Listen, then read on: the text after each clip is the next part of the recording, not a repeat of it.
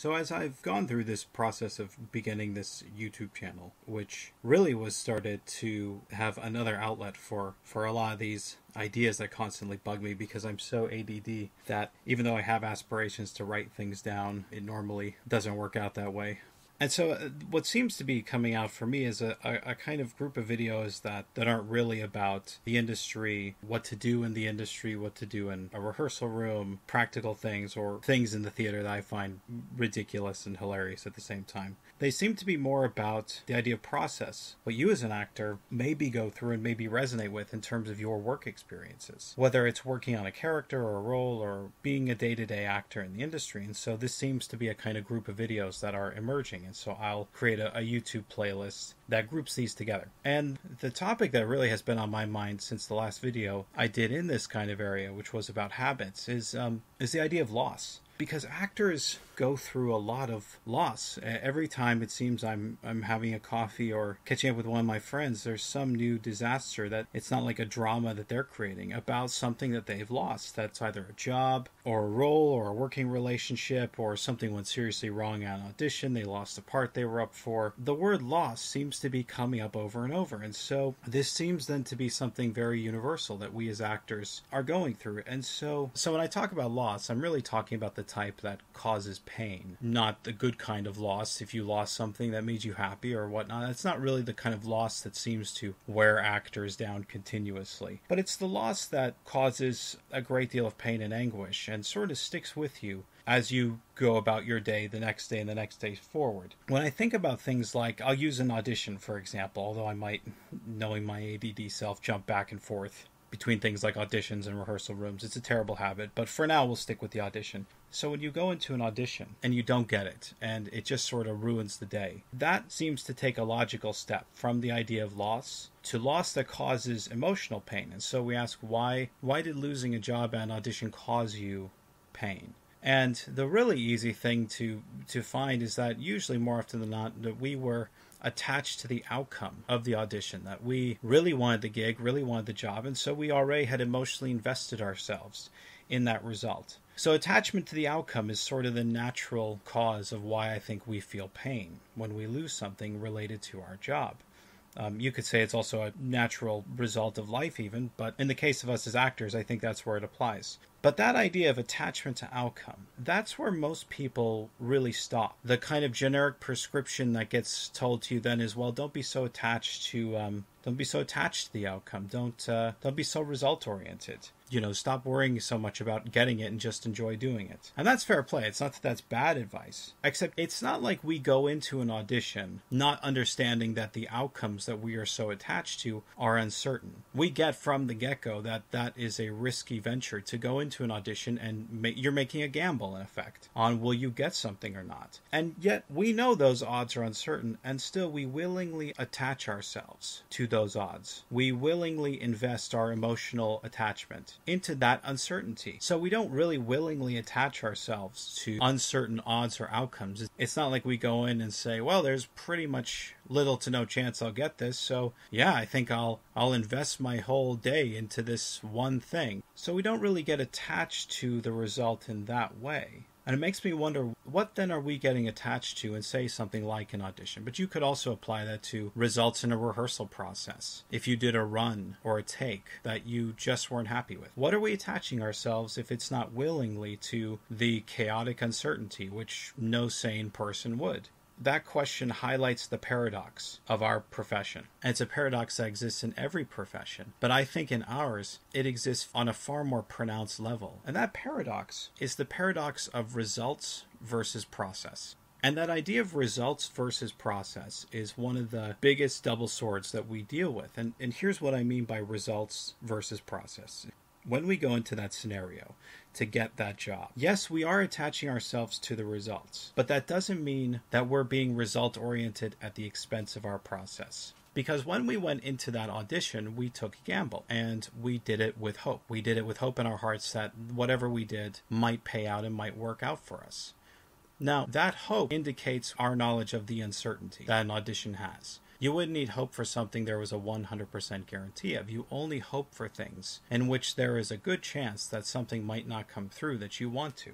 So that then brings up the question with that knowledge is, are we attached to results instead of process? Is that what this whole thing is really about? That so much loss that actors deal with could be avoided if they simply weren't so result oriented? Is there evidence for that we as actors don't think enough about process or aren't as focused on it and are more preoccupied with the results? Well, I can only speak from my experience, but many actors that I know, and I'm really lucky to know a lot of different actors in different fields, many actors I know absolutely love the idea of a long rehearsal process. If they consider themselves theater actors or actors who like to work in the theater, they love that idea of a long, 6 to 8 week process. Other actors I know who are really only film actors don't mind waiting 16 hours a day to get a really good take in there. It just doesn't bother them.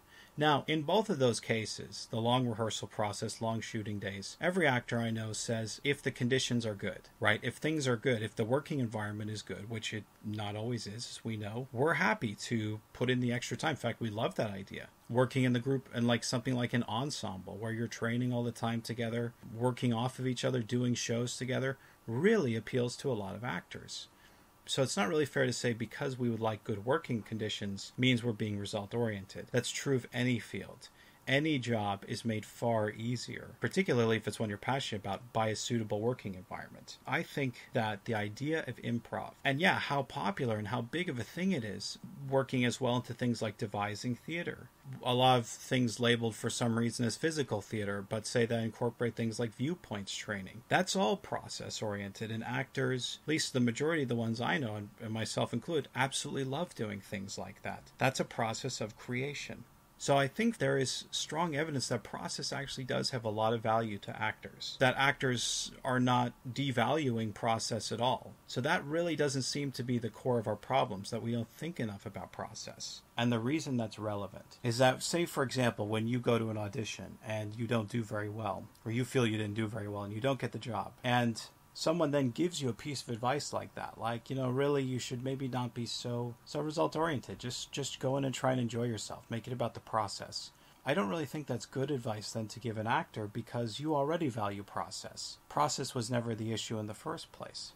And if you add on to that, the idea of being result oriented in an audition is a completely healthy idea. For this simple reason, the results that you get from an audition allow for the process of an actor to happen. Because that's the idea of process, that every job you get, every project you start working on, every creative endeavor that you're passionate about suddenly marks a starting point. And a fair amount of them, especially if they're given to you by other people, mark a definite ending point. The run of a show or a shooting schedule. Now you have, in effect, this set of goalposts that you can slot your process into. So the process of an actor really is about not just something that exists independent of time, but in fact it's necessitated by time. It needs a starting point, doesn't need an ending point necessarily, but nonetheless, process must be finite for us. We must have defined boundaries around which to incorporate our process. And so every job that you get provides the opportunity for you and your process as an actor that you invest in and that you're passionate about. So yes, in your job, you are result-oriented, but you're result-oriented for things that provide you the opportunity for process. We recognize every job we get, every project, as the means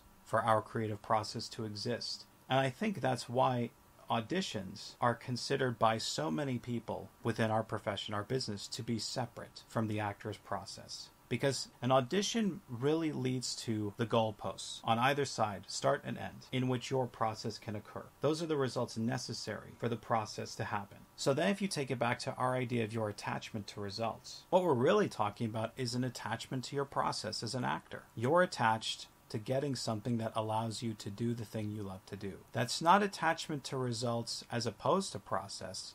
That's attachment to results for process. So I would say the pressures you feel about losing a job at an audition really aren't about fundamentally the job itself or the money even. I'm not saying those things aren't important, but I don't think they're the things that really cause the emotional pain most of the time, that sense of loss. Maybe the size of a job changes that dynamic. If suddenly you're catapulted into your very first audition for the National, for example, that obviously will factor into the pressures you put on yourself around the job and the expectations. But the dynamic itself, the result from that, is still the same thing, which is you gain a structure. And that job provides you the structure into which your process can grow and flourish and learn new things. But this brings us then back to the problem of the audition itself, which is when we go into an audition, we know there are certain odds or variables, and we know that we have only a limited amount of control over them. And so every audition we go to, even the one that maybe your friend has invited you to and you know there's a really good chance of you getting into, even then you know that every audition is a struggle against probability. And so the majority of us, we go in to an audition trying to minimize the negative odds. That's what our priority is. I know there are certain variables that can just get in my way, throw a wrench into it, and my job is to find those out and reduce them as much as possible, whatever they might be. Except we also know this has happened before. Many of us have had the experience of when you go in and you audition, feeling like you just absolutely nailed the audition, that you did a good job and they loved it and you loved it and you even had a good time despite all the terror and fear, and then you didn't get it. So you know that as a part of this, as a condition of this process, you will never be able to minimize or control all of the variables that are uncertain to you to the extent that you'll get the job even a predictable amount of times. If you knew you would get 1 out of every 10 jobs, that would be better than nothing, because at least good, you've got some kind of a reference point. You don't even get that, but there's nothing you can do to get that. Evidenced by that one experience of I had a great time, but nothing came out of it. And nobody knows why, because usually you don't get feedback. So we know the odds are profoundly unpredictable every time. And I think that's why at the outset, for so many of us, the audition is really just a terrifying ordeal. And that's not even an overstatement. That might be the understatement of how horrendous it is for so many actors who are easy to work with, just wonderful people to be around, and yet how excruciating that experience is for them. So I think that would be a lot like if you were an untrained animal handler and every day you had to go into a cage and you didn't know what would be waiting for you in the cage. There's no way you could predict what you could do. And of course, you would be rightly trying to minimize your chances of getting mauled. But there's nothing you could do. In fact, you don't even know what kind of an animal will be in there. You simply know you won't be prepared and there'll be a wild animal in the cage with you. We don't go in investing to get the job. We go in investing to do the work we want to do. And so, of course, we go into an audition with an attachment, but not to what we know or to what we control or to what we have influence over. We go into the audition with an attachment to the unknown variable. That's what our main priority is looking out for the thing that can get in our way and trying to reduce it and minimize it. The thing you have to do that you weren't prepared for, whatever that might be, and being ready for that. So we go in then prioritizing in our minds the unpredictable. And we prioritize that as far more important over the things we know we have within our grasp. If it's, for example, the lines you have to read that you know you're memorized. If it's something you have to have prepared for it, something you had to have worn. Those are things you know that you could have done the best of your ability with. But that suddenly isn't what you prioritize when you go into the audition. Suddenly you prioritize the thing that you don't know and trying to be constantly on the lookout for it. And it's why so many actors will kick ourselves. And the reason we kick ourselves over the audition, or you can translate to performance, sometimes to rehearsal, definitely to takes. It can be phrased this way. It's the I can't believe whatever that is, mistake. I cannot believe I dropped that line. I worked on it so much. I cannot believe I screwed up on that accent. I was trying so hard. Whatever it is that we can't believe, we made a tiny, finite, small mistake. And then we ignore everything that we did do that went according to plan, that was correct, or in other words, that was on our terms. And that makes perfect sense given the conditions, because it's not a priority to us. What we know, okay, good, that's not what we're concerned about. We're concerned about the unknown. And so the tiny mistake that you think made all the difference, or that your paranoia and fear, worries made all the difference, goes practically unnoticed 99% of the time. And the 1% it is noticed doesn't really make a difference usually. And even then, if that's what it took to guarantee some kind of stability within an audition, that we go in focused entirely on things we have no grasp of, if at least that was a constant, that there was better results if we did that, we would have something at least to give us some security, some assurance. But we also know that that's not the case either. I'm sure many of us have had that experience where for whatever reason, maybe we were burnt out, maybe we were irritated, we were preoccupied with something else, we were annoyed, we just didn't care anymore. We completely went into the audition not giving one damn about what the response would be, just breezing through it, doing our own thing, sometimes even with that fuck you attitude that in almost any other situation in an audition we would be terrified to even put across. And what do you know? We not only got it, but we were told things like that was so much better than anyone else we've seen. Thank you so much. So that completely throws a wrench then into our prioritizing scheme. Because in that scenario, it's not that you stopped caring. That's never been the issue. In fact, I would argue that you cared enough about it to finally say to everyone else in the room, go fuck yourself. I'm going to do what I want to do. You cared enough to take something back onto your own terms. But what did happen was that the perspective was shifted completely in that situation. And it was shifted from you thinking constantly and asking yourself, what do I not know? What's coming that I'm not aware of? What am I not sure about? To not even having a question and simply saying, I did my own thing. I did it on my terms. I just went and I did what I wanted to do. You can then say that the emotional pain that you feel from losing something, whether it's an audition or something going wrong in a rehearsal room, especially in a performance or a take, can come from really two areas. The first is not paying attention to what you did, not prioritizing the things that were within your grasp, of being constantly vigilant and only caring about what unknown was coming your way.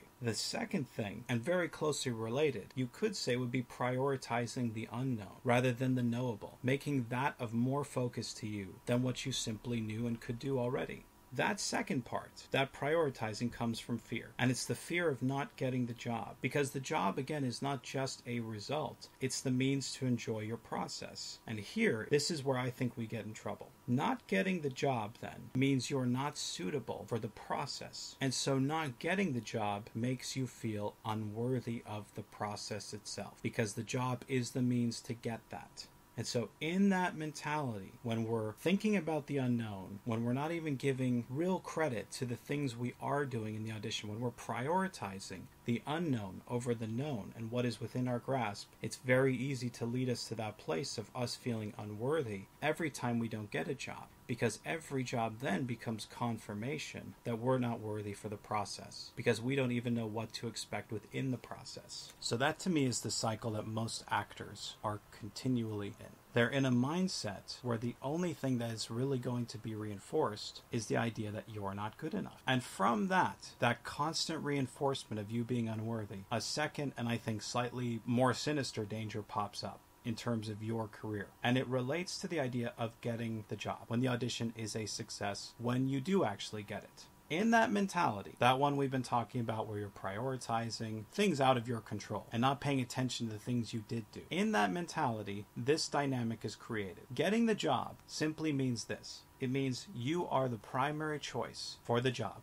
at that time. It might not stay that way. You might realize that you're not a fit. They might realize it. But you are the initial gamble they are willing to take. But that reality also means one thing, which is it does not mean that you got the job because of anything you did. It might be that, but it could also be something else. It could be the way you looked. It could be simply the way they were feeling. You know there are variables in both success and failure over which you have no knowledge or control. So in this case, success could also be an unknown. And this is where the idea of your perspective as an actor is crucial. This is where it comes into play on a very important level. If you are the actor who goes in, and this is most of us, if you're one of us who goes in and you prioritize the unknown, you're constantly worrying about things over which you have no control, trying to anticipate the dangers that may never come up and being confused by the ones that do, and you pay no attention to the things you did do or really give them any credit, then success is not necessarily a confirmation of you being worthy of the process. And the process is why you're there. You're there to get a job, to do your process, to do the thing you love doing. Well, in that model, in that way of thinking, success doesn't necessarily confirm that you're worth it. And this is where you get examples of actors that most of us look at and would say, you are incredibly successful, you're having a great run, you've had a long career,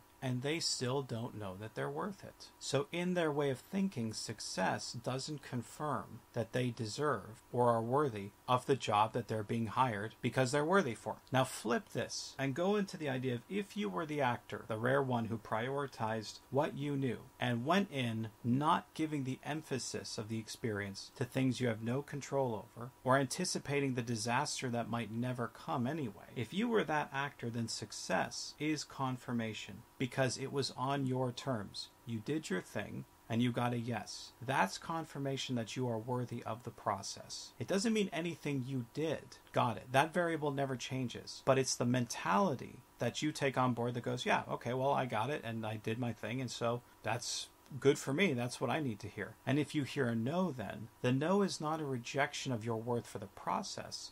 The no is simply, we weren't interested in what you did, but it never left your terms. So in the first scenario, in the way the majority of actors take the audition, yes and no both have equal value. That's an incredibly disastrous recipe for you trying to sustain and figure out where your worth is as an actor. Yes needs to have more value than no. And in that second model, yes does have a higher value. So when we come back to the idea of loss and the idea of you as actors constantly dealing with loss and dealing with the pain and agony that comes from it, well, since the odds were unknowable in whatever it was that you went through that caused the loss, whether it was the audition, the performance, the take, something else completely, you had knowledge that those odds were unknowable and you prioritized the unknowable, and something came that you feel and appraise got in the way and cost you something, and that attachment causes a great deal of pain. In that type of situation, a lot of actors then go to workshops. They go to audition classes, audition preparation, techniques, rehearsal room techniques, things to do on set, and all of those classes are geared at giving you ways to do things. It's that toolbox approach. All of those classes and workshops